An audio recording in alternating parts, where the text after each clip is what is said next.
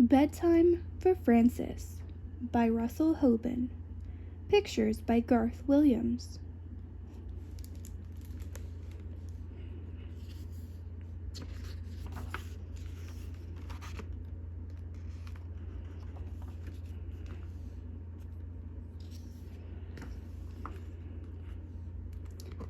The big hand of the clock is at 12.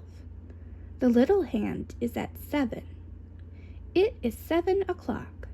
It is bedtime for Frances. Mother said, "It is time for bed." Father said, "It is time for bed." Frances said, "I want a glass of milk." "All right," said Father. "All right," said Mother.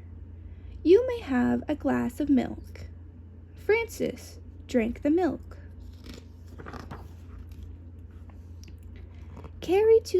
Carry me to my room, Father," said Frances. "All right," said Father. "Piggyback," said Frances. So Father carried her piggyback to her room. Father kissed Frances good night. Mother kissed Frances good night. Frances said, "May I sleep with my teddy bear?" Father gave her the teddy bear. Frances said, "May I sleep with my doll too?" Mother gave her the doll. "Good night," said Father. "Good night," said Mother. "Did you kiss me?" said Frances. "Yes," said Mother. "Yes," said Father.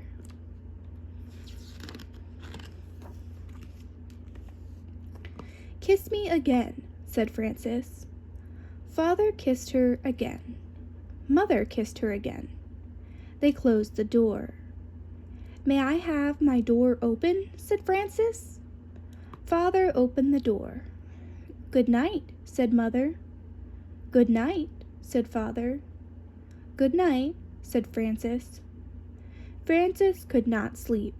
She closed her eyes, but she still could not sleep. So she began to sing a little song about the alphabet. She made it up as she went along.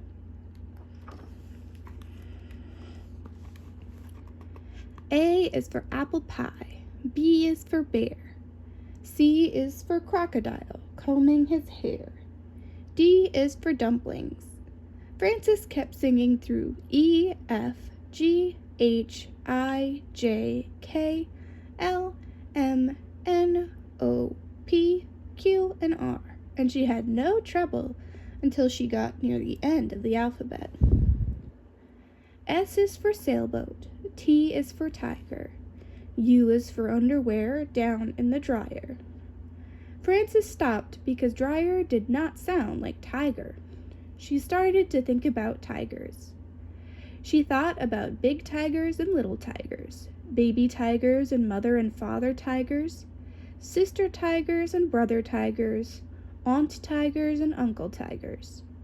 "I wonder if there are any tigers around here," she said. Frances looked around her room.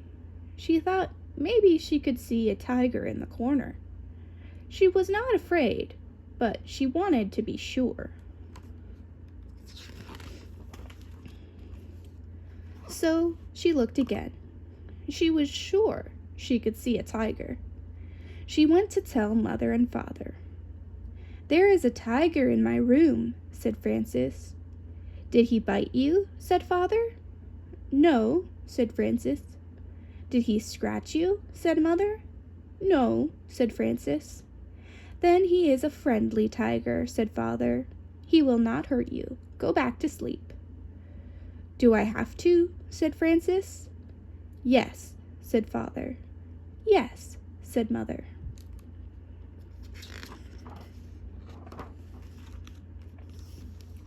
Father kissed her. Mother kissed her.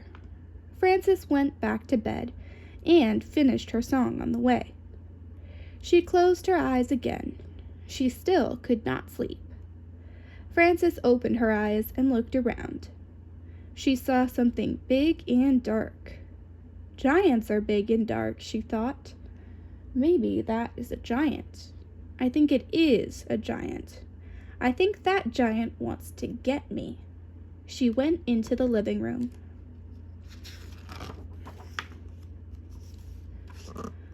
Mother and Father were watching television and having tea and cake.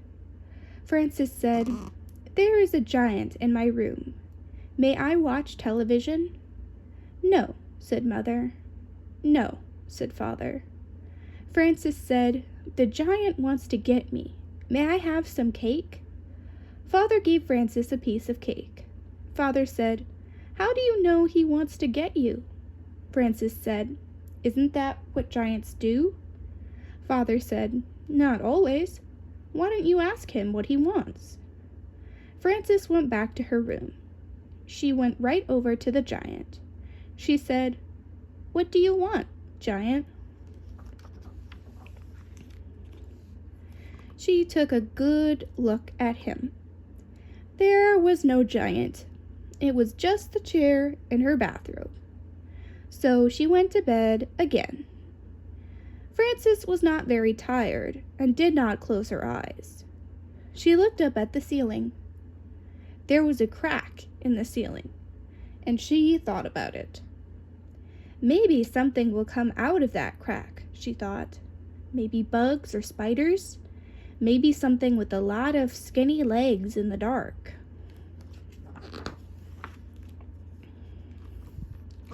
She went to get Father. He was brushing his teeth. Frances said, "Something scary is going to come out of the crack in the ceiling. I forgot to brush my teeth." Father said, "You brush your teeth and I will have a look."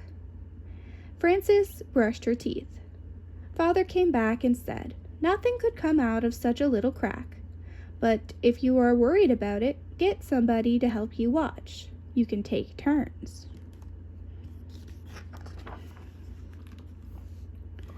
Frances told her teddy bear to watch. They took turns for a while. Then Frances got tired of it and let Teddy do all the watching. Frances got up and went to the bathroom. When she came back, she was not sleepy at all. The window was open and the wind was blowing the curtains. "I do not like the way those curtains are moving," said Frances. "Maybe there is something waiting, very soft and quiet. Maybe it moves the curtains just to see if I am watching." She went into Mother and Father's room to tell them. They were asleep. Frances stood by Father's side of the bed very quietly, right near his head. She was so quiet that she was the quietest thing in the room. She was so quiet that Father woke up all of a sudden with his eyes wide open. He said, "Umph." Frances said, "There is something moving the curtains. May I sleep with you?" Father said, "Listen, Frances, do you want to know why the curtains are moving?" "Why?" said Frances. "That is the wind's job," said Father. "Every night the wind has to go around and blow all the curtains." "How can the wind have a job?" said Frances. "Everybody has a job," said Father. "I have to go to my office every morning at 9 o'clock. That is my job. You have to go to sleep so you can be wide awake for school tomorrow. That is your job." Frances said, "I know, but..." Father said, "I have not finished. If the wind does not blow the curtains, he will be out of a job. If I do not go to the office, I will be out of a job. And if you do not go to sleep now, do you know what will happen to you?" "I will be out of a job?" said Frances. "No," said Father. "I will get a spanking?" said Frances. "Right," said Father. "Good night," said Frances, and she went back to her room. Frances closed the window and got into bed. Suddenly, there was a noise at the window. She heard bump and then thump. "I know something will get me this time," she thought. She jumped out of bed and went to tell Mother and Father. When she got to their door, she thought about it some more and decided not to tell them. She went back to her room. Frances heard the noise at the window again. She pulled the covers over her head. I wonder what it is, she thought. If it is something very bad, Father will have to come and chase it away. She pulled off the covers and stood on her bed so she could look out the window. She saw a moth bumping against the window. Bump and thump, his wings smacked the glass. Whack and smack. Whack and smack made Frances think of spanking, and all of a sudden she was tired.